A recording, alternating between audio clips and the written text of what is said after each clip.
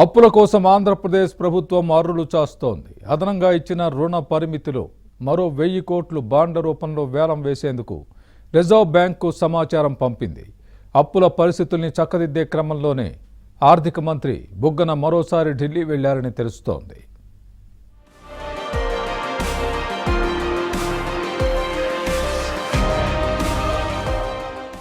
AP ప్రభుత్వం అప్పుల కోసం పరుగులు తీస్తుంది.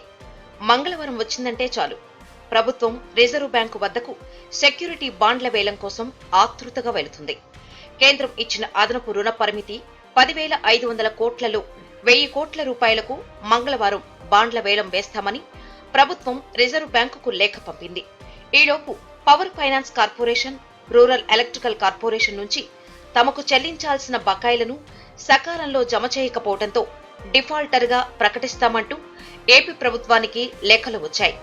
ఈ నెల 3వ వారంలోపు పవర్ ఫైనాన్స్ కార్పొరేషన్కు 2,000 కోట్లు చెల్లించని పక్షంలో ఏపీ ప్రభుత్వంపై డిఫాల్టర్ ముద్ర వేసేందుకు కేంద్రం సిద్ధమైంది. ఈ ముద్ర నుంచి తప్పించుకునేందుకు ఏపీ ప్రభుత్వం మంగళవారం బాండ్ల వేలం ద్వారా సమీకరించే 1000 కోట్లు మరో 1000 కోట్లు కలిసి పవర్ ఫైనాన్స్ కార్పొరేషన్కు చెల్లించాలని భావిస్తోంది.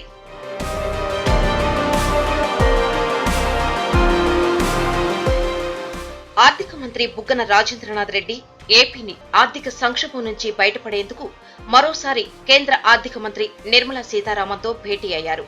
తమకు డిసెంబర్ గండం గడవటం ఇబ్బందిగా ఉందని ఆర్థిక మంత్రి నిర్మలా సీతారామన్ వద్దకు వెళ్లారు.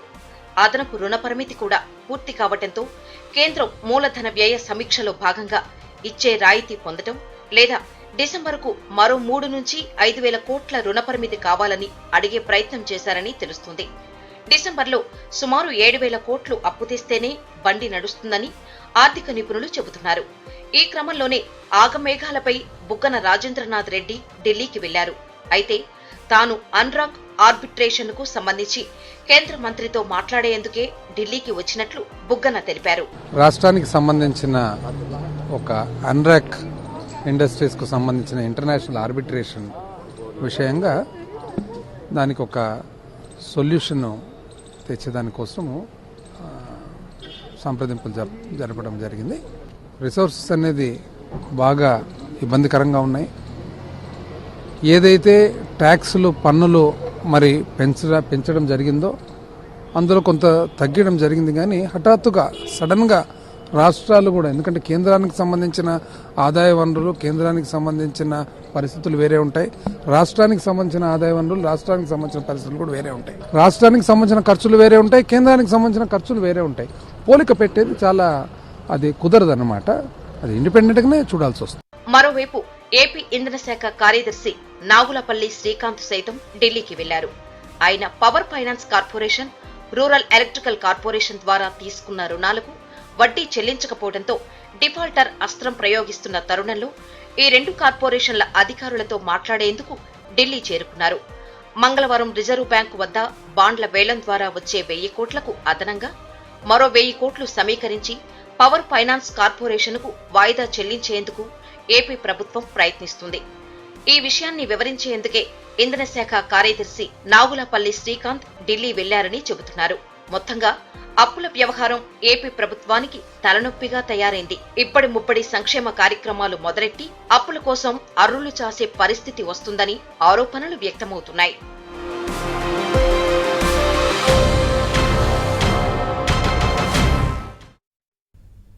హుజూరాబాద్ ఉప ఎన్నిక తర్వాత అన్ని పార్టీలు అలర్ట్ అయ్యాయా? టీఆర్ఎస్పై విమర్శల జోరు పెంచాయా? ప్రభుత్వంపై ప్రజా వ్యతిరేకత ఉందనే అంశాన్ని ప్రతిపక్షాలు తెరపైకి తెస్తున్నాయా? ప్రతిపక్షాల విమర్శలకు కేసీఆర్ ధీటుగా బదులిచ్చేందుకు రంగంలోకి దిగుతున్నారా?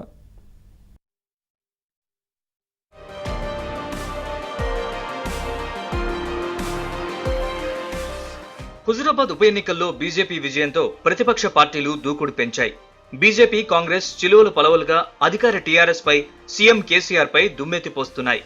వాస్తవాల మాట పక్కన పెడితే ఆరోపణలతో టీఆర్ఎస్ ను, సీఎం కేసీఆర్ ని టార్గెట్ చేసి వాయిస్ పెంచుతున్నాయి.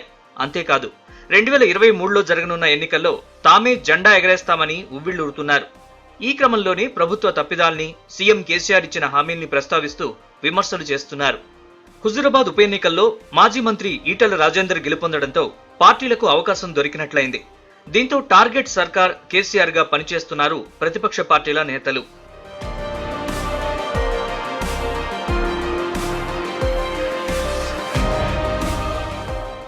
ఇదిలా ఉంటే హుజూరాబాద్ ఉప ఎన్నిక ఫలితాన్ని టీఆర్ఎస్ సీఎం కేసీఆర్ మాత్రం పెద్దగా పరిగణలోకి తీసుకోకపోవడం ఆశ్చర్యం కలిగిస్తోంది. ఒక నియోజకవర్గంలో ఓటమితో పార్టీ కుంగిపోదని, ఒక నియోజకవర్గంలో గెలిస్తే పొంగిపోదని టీఆర్ఎస్ సీనియర్ నేతలు, మంత్రులు చెప్పుకొస్తున్నారు. హుజూరాబాద్ ఫలితం అనంతరం ప్రతిపక్ష పార్టీల మాటలు కోటలు దాటుతున్నాయి. దీంతో టీఆర్ఎస్ నుంచి మంత్రులు కౌంటర్ ఇస్తున్నప్పటికీ అది సరిపోదు అనే భావనతో పార్టీ శ్రేణులు ఉన్నాయి. ఇక త్వరలో సీఎం కేసీఆర్ జిల్లాల పర్యటన చేపట్టనున్నట్లు నేతలు చెబుతున్నారు. ఈ సందర్భంగా అధికారిక కార్యక్రమాలతో పాటు పార్టీ కార్యక్రమాల్లోనూ సీఎం కేసీఆర్ పాల్గొననున్నారు. పార్టీ శ్రేణుల్ని సమాయత్తం చేయడంతో పాటు ప్రభుత్వ సంక్షేమ కార్యక్రమాల్ని ప్రజల్లోకి తీసుకెళ్లడమే లక్ష్యంగా కేసీఆర్ ప్రసంగాలు ఉండబోతున్నాయి. అంతేకాకుండా ప్రతిపక్షాల విమర్శల్ని ధీటుగా తిప్పికొట్టేలా కేసీఆర్ ప్రణాళికలు రచిస్తున్నట్లు తెలుస్తోంది. పలు అంశాల్లో ఆయా పార్టీల నిర్వాకాన్ని ఎండగట్టేందుకు సిద్ధమవుతున్నారు.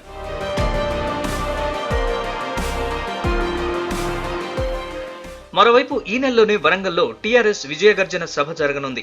ఆ సభలోపు 1-2 జిల్లాల్లో సీఎం కేసీఆర్ పర్యటించే అవకాశాలున్నాయి. ఆ తర్వాత వరుసగా తెలంగాణలోని అన్ని జిల్లాల్లో ముఖ్యమంత్రి పర్యటించేలా ప్లాన్ చేస్తున్నారు. జిల్లాల పర్యటనలో భాగంగా అభివృద్ధి కార్యక్రమాల తీరుతెన్నుల్ని కూడా క్షేత్రస్థాయిలో పరిశీలించనున్నారు. తద్వారా ప్రభుత్వంపై ఉన్న వ్యతిరేకతను తగ్గించుకునేందుకు టీఆర్ఎస్ ప్రయత్నించనున్నట్లు తెలుస్తోంది. 100 సంవత్సరాల చరిత్ర గల ఉస్మానియా యూనివర్సిటీ భూములు అన్యాక్రాంతమవుతున్నాయా? లీజుల పేరుతో ఓయూ భూములు ప్రైవేటు పరమవుతున్నాయా? అదేమని ప్రశ్నిస్తే కేసులు బనాయిస్తున్నారా? ఓయూలో అసలేం జరుగుతోంది?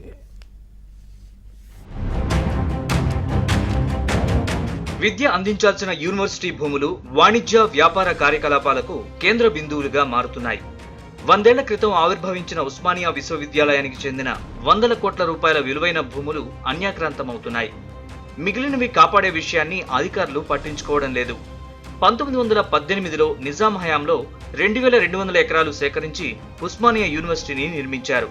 తర్వాత ఉమ్మడి ఆంధ్రప్రదేశ్ ప్రభుత్వం ఎన్జీఆర్ఐ, దూరదర్శన్, హెచ్ఎండిఏ, ఆర్టీసీ ఆసుపత్రి, క్రికెట్ స్టేడియం తదితరాలకు 573 ఎకరాలు కేటాయించింది. వర్సిటీకి 1627 ఎకరాలే మిగిలాయి. అధికారుల నిర్లక్ష్యం వల్ల ఇందులోని 175 ఎకరాలు ప్రైవేటు వ్యక్తులు ఆక్రమించుకున్నారు. వీటిపై ఏళ్లుగా కోర్టుల్లో వివాదాలు నడుస్తున్నప్పటికీ వర్సిటీ అధికారులు సరైన ఆధారాలు సమర్పించకుండా తాత్సారం చేస్తున్నారు. 1994లో నియమించిన జస్టిస్ చిన్నపరెడ్డి కమిటీ వర్సిటీకి చెందిన భూములు ఏ ఒక్క సంస్థకు కేటాయించొద్దని స్పష్టంగా పేర్కొంది. అయినప్పటికీ అధికార పార్టీ ఒత్తిళ్లకు తలగ్గుతున్న వర్సిటీ అధికారులు అధికార దుర్వినియోగానికి పాల్పడుతున్నారు. కబ్జాలు, లీజులు పోను మిగిలిన భూమినైనా రక్షించాల్సిన వర్సిటీ అధికారులు కోట్ల విలువ చేసే భూముల్ని వాణిజ్య ధోరణితో పెట్రోల్ బంకులు, ఫంక్షన్ హాళ్లు, షాపింగ్ మాల్స్ కు అక్రమంగా లీజుల పేరుతో కట్టబెడుతూ ఆదాయం సమకూర్చుకుంటున్నారు. క్యాంపస్ చుట్టుపక్కల భూములు ఆక్రమించుకుంటున్నా అధికారులు బోర్డులు పెట్టి చేతులు దులుపుకుంటున్నారు. కంచె లేదా ప్రహరీ నిర్మిస్తే కాపాడుకునే అవకాశం ఉన్నా పట్టించుకోవడం లేదని ఏబీవీపీ నేతలు ఆరోపిస్తున్నారు. వర్సిటీ భూముల్లో పెట్రోల్ బంకులు, ఫంక్షన్ హాళ్లు నిర్మించడం ఏంటని ప్రశ్నిస్తున్నారు. ఓవైపు అధికార పార్టీకి సంబంధించినటువంటి నాయకులు యూనివర్సిటీ భూములను కబ్జా చేస్తుండగా, మరోవైపు యూనివర్సిటీ భూములను యూనివర్సిటీ అధికారులే పెట్రోల్ బంకులకు, షాపింగ్ మాల్లకు భూములను కేటాయిస్తూ యూనివర్సిటీ భూములను అన్యాక్రాంతం చేస్తున్నటువంటి పరిస్థితి రోజు ఉస్మానియా యూనివర్సిటీలో ఉంది. వెంటనే రాష్ట్ర ప్రభుత్వం కావచ్చు, గవర్నర్ కావచ్చు ఈ విషయంపై స్పందించి ఈ యొక్క లీజులను రద్దు చేసి యూనివర్సిటీలో విద్యార్థుల ఉపయోగార్థం రీసెర్చ్ సెంటర్ను కానీ, అంబేద్కర్ ఈ యొక్క లైబ్రరీని కానీ ఏర్పాటు చేయాలని అఖిల భారతీయ విద్యార్థి పరిషత్ డిమాండ్ చేస్తుంది.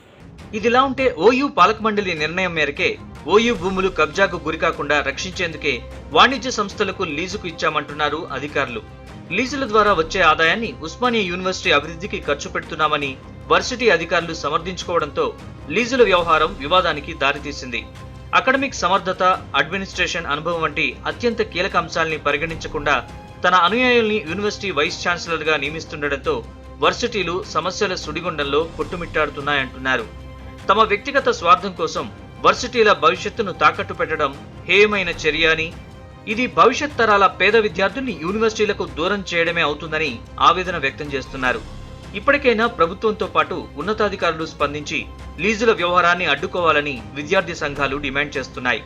ఉస్మానియాలో పెట్రోల్ బంక్ నిర్మాణాన్ని వెంటనే నిలిపేసి ఆ స్థలంలో విద్యార్థుల ప్రయోజనార్థం అంబేద్కర్ రీసెర్చ్ సెంటర్ను ఏర్పాటు చేయాలని కోరుతున్నారు.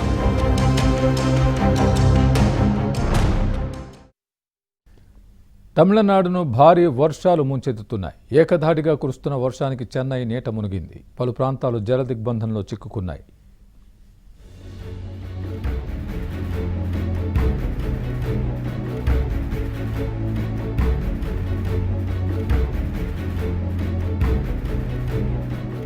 తమిళనాడు రాజధాని చెన్నై సహా పలు జిల్లాల్లో భారీ వర్షాలు దంచికొడుతున్నాయి. వరుసగా మూడో రోజు చెన్నై నగరంలో కుండపోత వర్షం కురవడంతో చాలా చోట్ల రహదారులు జల దిగ్బంధంలోనే ఉన్నాయి. చెన్నైలో ప్రధాన రోడ్లు, కాలనీలు నదులను తలపించాయి. లోతట్టు ప్రాంతాల్లోని ఇళ్లలో వర్షపు నీరు ప్రవేశించడంతో ప్రజలు ఇబ్బందులు ఎదుర్కొంటున్నారు. కార్పొరేషన్ సిబ్బంది మోటార్లతో నీటిని తోడుతున్నారు. తిరువల్లూర్, చెంగల్పట్టు, మధురైలోనూ సహాయక చర్యలు కొనసాగుతున్నాయి. 4 ఎన్డీఆర్ఎఫ్ బృందాలు సహాయక చర్యల్లో పాల్గొంటున్నాయి. చెంగల్పట్టు, తిరువల్లూరులో ఒక్కో బృందం, మధురైలో 2 బృందాలు సహాయక చర్యల్లో పాల్గొన్నాయి.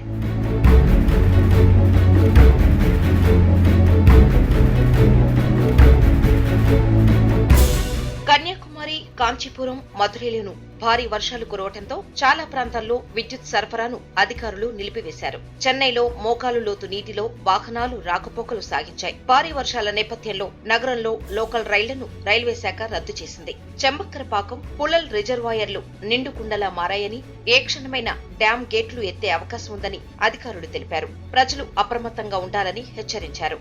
వరద ముంపు ప్రాంతాల్లో సహాయక చర్యలు ముమ్మరం చేయాలని సీఎం ఎంకే స్టాలిన్ అధికారులను ఆదేశించారు. ప్రాజెక్టులో నీటి నిల్వ స్థాయిలను నిశితంగా పర్యవేక్షించాలని సీఎం సూచించారు. లోతట్టు ప్రాంతాల ప్రజలను సురక్షిత ప్రాంతాలకు తరలించాలని కలెక్టర్లను స్టాలిన్ ఆదేశించారు.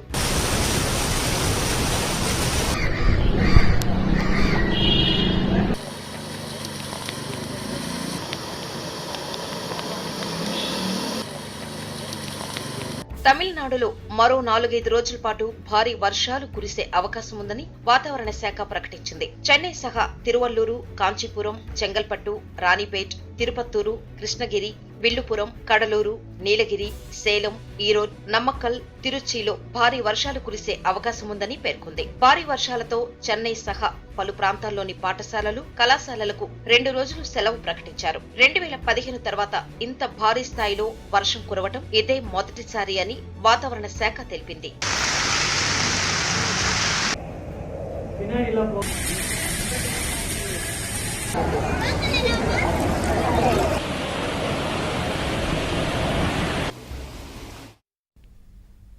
పొరుగు దేశాల పట్ల డ్రాగన్ కంట్రీ కవ్వింపు చర్యలు కొనసాగిస్తూనే ఉంది. భారత్, తైవాన్లే లక్ష్యంగా డ్రాగన్ దీర్ఘకాలిక యుద్ధ సన్నాహాలు చేస్తోంది.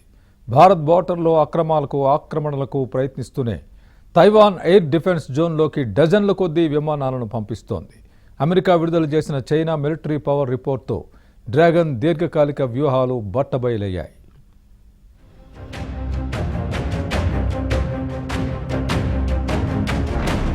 సాంప్రదాయ సైనిక దళాలను తగ్గించుకుంటున్న చైనా వాస్తవానికి కొన్నేళ్ల నుంచి క్రమంగా రక్షణ బడ్జెట్ ను పెంచుకుంటూ వస్తుంది. అణ్వాయుధాలు, రాకెట్ ఫోర్స్ పై ఎక్కువగా దృష్టి సారించినట్లు అమెరికా నివేదిక పేర్కొంది. చైనా ఓ ఆయుధ భూతంలా ఎలా పెరుగుతుంది, వాస్తవధీన రేఖ తైవాన్లతో ఎలా వ్యవహరించనుంది అనే విషయాలను ప్రస్తావించింది. 2020లోనే డ్రాగన్ ప్రయోగాలు, శిక్షణ కోసం 250 బాలిస్టిక్ క్షిపణి పరీక్షలు నిర్వహించింది. ప్రపంచవ్యాప్తంగా మిగిలిన దేశాల్లో జరిగిన పరీక్షల సంఖ్య కంటే ఇది ఎక్కువ. వీటిల్లో 4 క్షిపణులను దక్షిణ చైనా సముద్రంలోకి ప్రయోగించడం వివాదాస్పదమైంది. అంతేకాదు, ఇటీవల అంతరిక్షంలోకి వెళ్లి తిరిగి భూ వాతావరణంలోకి ప్రవేశించే ఫోర్బ్స్ తరహా హైపర్సోనిక్ క్షిపణిని పరీక్షించింది. అంటే అంతరిక్షంలోకి వెళ్లిన క్షిపణి భూభ్రమణాలు చేస్తూ ఎప్పుడైనా శత్రువుపై దాడి చేస్తుంది. DF-17, DF-27, DF-41 వంటి క్షిపణులను చైనా ఇప్పటికే అభివృద్ధి చేసింది. 250 వరకు క్షిపణి బొరియలను ఇప్పటికే నిర్మించినట్లు ఇటీవలే బహిర్గతమైంది.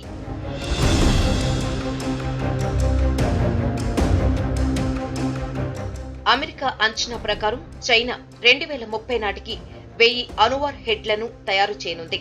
ఈ క్రమంలో 2027 వచ్చేసరికి 700 అణువార్ హెడ్లను సిద్ధం చేస్తుంది. 2027 సంవత్సరానికి సైనిక పరంగా చాలా ప్రాముఖ్యం ఉంది. ఈలోపు చైనాలో సైనిక ఆధునికీకరణ పూర్తి కావాల్సి ఉంది. అంటే డ్రాగన్ దళాలు తైవాన్ ఆక్రమణకు దిగినా మరో దేశం జోక్యం చేసుకునే సాహసం చేయకూడదన్నది లక్ష్యం.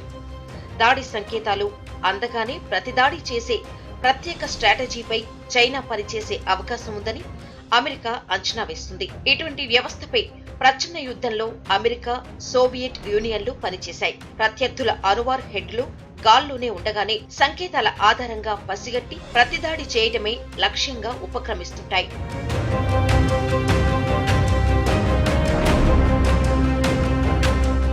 సైనిక శక్తి పెరిగే కొద్దీ చైనా విదేశాల్లో స్థావరాలను ఏర్పాటు చేసుకుని ప్రపంచంపై పట్టు బిగించే ప్రమాదం ఉంది. ఇప్పటికే జబూటీలో అమెరికా స్థావరానికి సమీపంలో చైనా స్థావరం ఏర్పాటు చేసింది. దీంతో పాటు Cambodia, Myanmar, Thailand, Singapore, Indonesia, Pakistan, Sri Lanka, UAE, Kenya, Seychelles, Tanzania, Angola, తజికిస్తాన్లలో స్థావరాల కోసం పరిశీలిస్తోంది. వీటిల్లో అమెరికా మిత్ర దేశాలైన యుఏఈ, సింగపూర్, ఇండోనేషియా వంటివి కూడా ఉండటం విశేషంగా చెప్పుకోవచ్చు.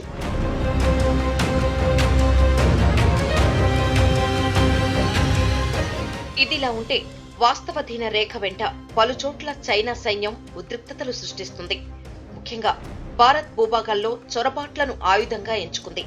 వివాదాస్పద భూభాగాల్లో గ్రామాల నిర్మాణం, ఎల్ఏసీ వెంబడి మౌలిక సదుపాయాల ప్రాజెక్టులు చేపడుతోంది.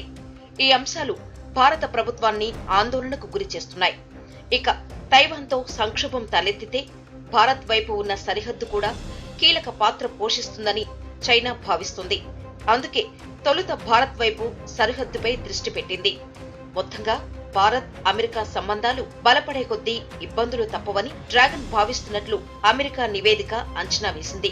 అలాగే తైవాన్ను ఆక్రమించే ముందు వీలైనంత వరకు ఆ దేశాన్ని దిగ్బంధించాలన్నది చైనా ఎత్తుగడగా అమెరికా నివేదిక పేర్కొంది. నాగ చైతన్యతో వివాహ బంధానికి ముగింపు పలికిన తర్వాత ఫ్రెండ్స్తో ఎక్కువగా టైం స్పెండ్ చేస్తోంది సమాంత. చై జ్ఞాపకాల నుంచి నెమ్మదిగా బయటపడేందుకు ట్రై చేస్తోంది. సోషల్ మీడియాలో రకరకాల పోస్టులు పెడుతూ అందరి దృష్టిని ఆకర్షిస్తోంది. తాజాగా ఇన్స్టాలో ఓ ఫోటోను షేర్ చేస్తూ సమాంత ఎమోషనల్ అయింది.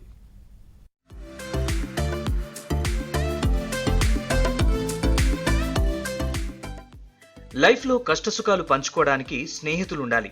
ఎందుకంటే ట్రెండ్ మారినా, మన లెవెల్ తగ్గినా పెరిగినా ఫ్రెండ్ మాత్రం ఎప్పుడూ అలాగే ఉంటాడు. ఎప్పటికీ ఎండ్ కాని బాండే ఫ్రెండ్షిప్. ఆస్తుల కంటే మంచి ఫ్రెండ్ ఉంటే లైఫ్లో ఎలాంటి ఇబ్బంది ఎదురైనా ముందుకెళ్లొచ్చని చెబుతూ ఉంటారు పెద్దలు. ఈ క్రమంలోనే తన బెస్ట్ ఫ్రెండ్ బర్త్డే సందర్భంగా సమంత సోషల్ మీడియా వేదికగా ఎమోషనల్ పోస్ట్ పెట్టింది. తన బెస్ట్ ఫ్రెండ్ మంజుల అనగాని గురించి చెప్పుకొచ్చింది.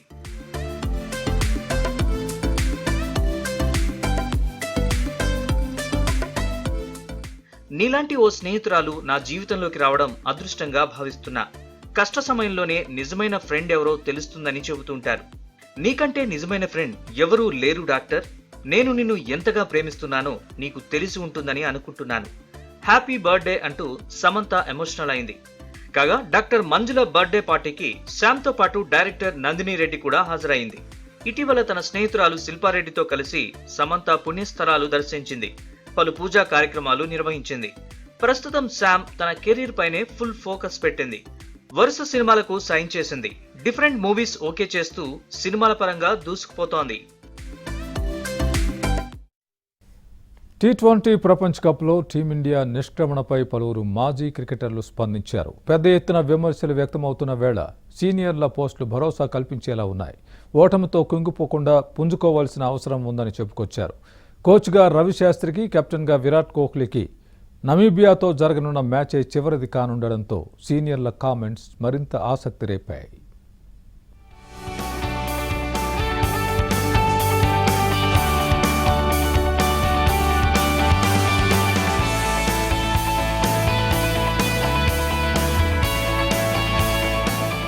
టీ20 ప్రపంచ కప్ లో భాగంగా ఆదివారం న్యూజిలాండ్, ఆఫ్ఘనిస్తాన్ జట్ల మధ్య మ్యాచ్ జరిగింది. ఈ మ్యాచ్ లో కివీస్ జట్టు విజయం సాధించడంతో టీమిండియా సెమీస్ అవకాశాలకు తెరపడింది. ఈ మ్యాచ్ లో ఆఫ్ఘన్ జట్టు స్వల్ప తేడాతో న్యూజిలాండ్ ని ఓడించి ఉంటే టీమిండియాకు సెమీఫైనల్ చేరే అవకాశం ఉండేది. కాబట్టి భారత అభిమానులు కూడా ఆఫ్ఘన్ జట్టుకే మద్దతు తెలిపారు. అయితే కివీస్ జట్టు భారతీయుల ఆశల్ని తుడిచిపెట్టేస్తూ ఆఫ్ఘాన్పై విజయం సాధించి సెమీఫైనల్ బెర్త్ ఖరారు చేసుకుంది. దీంతో టీమిండియా సెమీస్ చేరే అన్ని దారులు మూసుకుపోయాయి.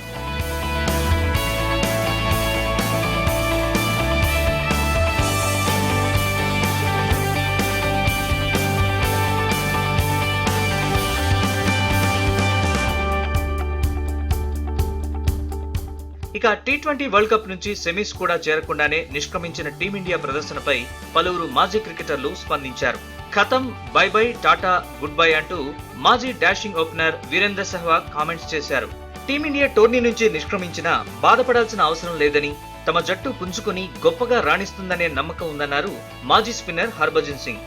అలాగే దాదాపు 10 సంవత్సరాల తర్వాత టీమిండియా ఓ ఐసీసీ ఈవెంట్లో సెమీస్ చేరకుండా నిష్క్రమించడం ఇదే తొలిసారి అని మాజీ క్రికెటర్ వెంకటేష్ ప్రసాద్ గుర్తు చేశారు.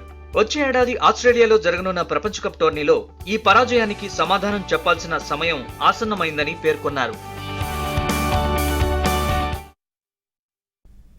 గత కొద్ది రోజులుగా బీటౌన్లో విక్కీ కౌశల్, కత్రినా కైఫ్ పెళ్లికి సంబంధించి జోరుగా ప్రచారం నడుస్తోంది. కొన్నాళ్లుగా ప్రేమలో మునిగి తేలుతున్న ఈ జంట రీసెంట్గా కలసికట్టుగా కనిపించారు. వారిద్దరూ పెళ్లి చేసుకోవడం గ్యారంటీ అనే అనుమానాలు వ్యక్తమవుతున్న నేపథ్యంలో విక్కీ, కత్రినా రోకా వేడుక జరిగినట్లు వార్తలు వస్తున్నాయి. బాలీవుడ్ లవ్ బర్డ్స్ నటి కత్రినా కైఫ్, నటుడు విక్కీ కౌశల్ త్వరలో 7 అడుగుల బంధంలోకి అడుగుపెట్టబోతున్నారు. విక్కీ, కత్రినాలకు దీపావళి రోజు రోకా ఫంక్షన్ జరిగినట్లు తెలుస్తోంది. కత్రినాకు ఎంతో ఆప్తుడైన దర్శకుడు కబీర్ ఖాన్ నివాసంలో ఈ వేడుక నిర్వహించారట. ఇరువురి కుటుంబ సభ్యులు ఈ వేడుకలో పాల్గొని వివాహానికి సంబంధించిన విశేషాల గురించి మాట్లాడుకున్నారట. ఉత్తర భారతదేశంలో రోకా ఫంక్షన్ కు ఎంతో ప్రత్యేకత ఉంటుంది. వధూవరుల కుటుంబ సభ్యులు ఒకచోట కలుసుకుని పెళ్లి తంతు, కట్న కానుకలపై మాట్లాడుకుని అన్ని ఓకే అనుకున్నాక స్వీట్స్, ఖరీదైన బహుమతులు ఇచ్చిపుచ్చుకుంటారు. ఇక విక్కీ, కత్రినా కొన్ని సంవత్సరాల నుంచి ప్రేమలో ఉన్నారు. కత్రినా అంటే తనకెంతో ఇష్టమని ఇప్పటికే పలు సందర్భాల్లో విక్కీ బయటపెట్టాడు. మరోవైపు కత్రినా సైతం విక్కీపై అమితమైన అభిమానాన్ని కనబరిచారు. విక్కీ నటించిన సినిమాలపై ప్రశంసల వర్షం కురిపించారు. మరోవైపు డిసెంబర్ 7, 8, 9 తేదీల్లో రాజస్థాన్లోని 6 సెన్సెస్ ఫోర్ట్లో వీరి పెళ్లి జరగనున్నట్లు తెలుస్తోంది. రాజస్థాన్లోని 700 ఏళ్ల క్రితం నాటి ఫోర్ట్లో వీరిద్దరి పెళ్లి జరగనున్నట్లు తెలుస్తోంది. అందరి కంటికి అవన్నీ ఎండిన మొక్కలు, చెదలో పట్టిన మూడులే. కానీ ఆయన అందులో పాలిచ్చే తల్లిని చూశారు. పరిగెత్తే చిరుతను గుర్తించారు. అనుకున్నదే తడవుగా వాటిని ఇంటికి తెచ్చి ప్రాణం పోశారు. కనువిందు చేసే కళారూపాలుగా మలిచారు. 600 కళారూపాలకు అద్భుతంగా మలిచిన ఆ వ్యక్తి గురించి మనము తెలుసుకుందామా? ఇంట్రెస్టింగ్ పర్సన్ గురించి చెప్పబోతున్నాను. ఆయన 60 ఏళ్ల కష్టాన్ని కూడా మీకు చూపించబోతున్నాను. మనకు సాధారణంగా ఏదైనా ఒక చెట్టులోని కొమ్మ భాగాన్ని చూసినా, నరికి పడేసినటువంటి కర్ర భాగాన్ని చూసినా ఏదో ఒక రూపం మన మనసులో అలా తచ్చాడుతూ ఉంటుంది. కానీ మనం వాటిని అంతలా పట్టించుకోం. కానీ ఇప్పుడు మనం చూడబోయేటువంటి వ్యక్తి అలాంటి వ్యక్తి కాదు. అట్లా కనిపించినటువంటి ప్రతి ఒక్కదాన్ని సేకరించి దాదాపు 1 కాదు, 2 కాదు, ఏకంగా 600 కళారూపాలను ఆయన తన మెరుగులు దిద్దారు. వాటిని అందంగా తీర్చిదిద్దారు. అలాంటి వ్యక్తి గురించి ఇప్పుడు మనం తెలుసుకోబోతున్నాం. ఆయనే ఎవరో కాదు, మైనింగ్ శాఖలో మేనేజర్గా పనిచేసినటువంటి సురేష్ కులకర్ణి గారు. ప్రస్తుతం మనం ఆయన ఇంటి లోపలనే ఉన్నాం. ఆయన చేసినటువంటి వర్క్ ఎలా ఉంది, ఆయన దగ్గర ఉన్నటువంటి కళాఖండాలు ఏంటి, ఆయన దానికోసం పడ్డటువంటి శ్రమ ఏంటి మొదలైనటువంటి విషయాలను తెలుసుకునేటువంటి ప్రయత్నం చేద్దాం.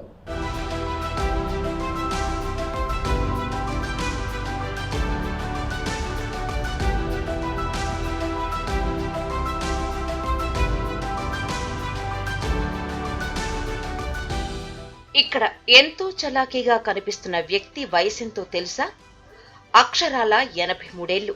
పేరు సురేష్ కులకర్ణి. సింగరేణి మైనింగ్ శాఖలో మేనేజర్గా పనిచేసి రిటైర్డ్ అయ్యారు. 83 ఏళ్ల వయసులో ఆయన ప్రకృతితో మమేకమై చేసిన పనుల గురించి తెలిస్తే ఔరా అనకుండా ఉండలేరు. ముసారంబాగులో నివాసముంటున్న సురేష్ ఇంటిని చూస్తే ఆశ్చర్యం కలగక మానదు. చెట్ల కొమ్మలు, మొదళ్లతో తయారు చేసిన అద్భుతమైన కళాఖండాలు ఇంటి నిండా కొలువు తీరాయి. 60 ఏళ్ల కిందట వ్యాపకంగా మొదలైన ఈ పని ప్రాణంగా మారింది. అదే 84 ఏళ్ల వయసులోనూ ఉత్సాహంగా ఉంచుతుంది. 1962లో విధుల్లో చేరిన ఆయనకు ఆదిలాబాద్ అడవులు ఓ కొత్త ప్రపంచాన్ని చూపించాయి. వారాంతాల్లో, ఖాళీ సమయాల్లో తోటి ఉద్యోగులంతా విశ్రాంతి తీసుకుంటే ఆయన మాత్రం అక్కడి ప్రకృతితో స్నేహం చేసేవారు. ఈ క్రమంలో ప్రకృతి సురేష్లోని మరో కొత్త రూపాన్ని తట్టి లేపింది. మందమర్రి, రామకృష్ణాపురం, కొత్తగూడెం, ఆదిలాబాద్ అడవుల్లో ఉద్యోగరీత్యా కలియ తిరుగుతూనే సురేష్ తన హాబీని కొనసాగించారు.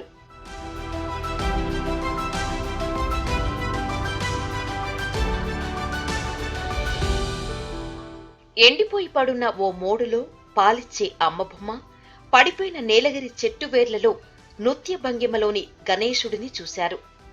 సగం కాలిన తుమ్మ మొద్దులో టైటానిక్ నావా, చెట్టును అల్లుకున్న తీగల్లో ఆస్కార్ రూపం, ప్రేమికుల స్వరూపం, దూకుతున్న చిరుత, పరిగెత్తే నెమలి, ముళ్లపంది, క్రికెట్ బౌలర్, చైనీస్ డ్రాగన్, రకరకాల పక్షులు, సింహం, ఇలా దాదాపు 600 రూపాలను తీర్చిదిద్దారు.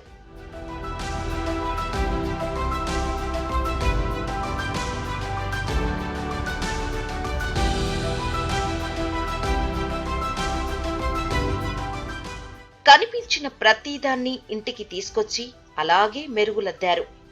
ఒకానొక దశలో ఆయన భార్య ఉష ఈ రాళ్ళు రప్పలకు ఇల్లిచ్చేసి మనం బయటుందామని విసుక్కున్నా ఆగకుండా తన అభిరుచిని కొనసాగిస్తూ వచ్చారు.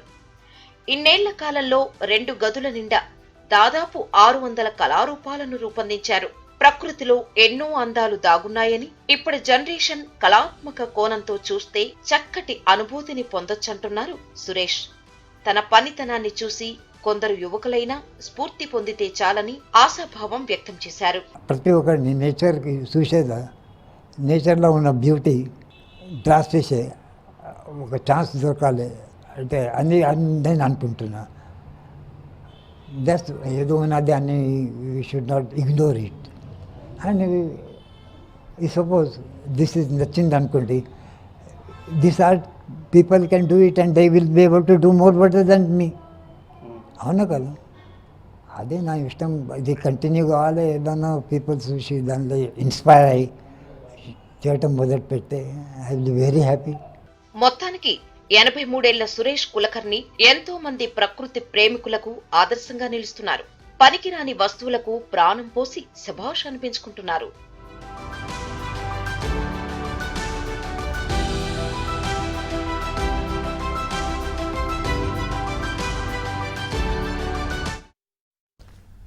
ఇవి ఇవాల్టి ABN 10 at 10. చూస్తూనే ఉండండి ABN.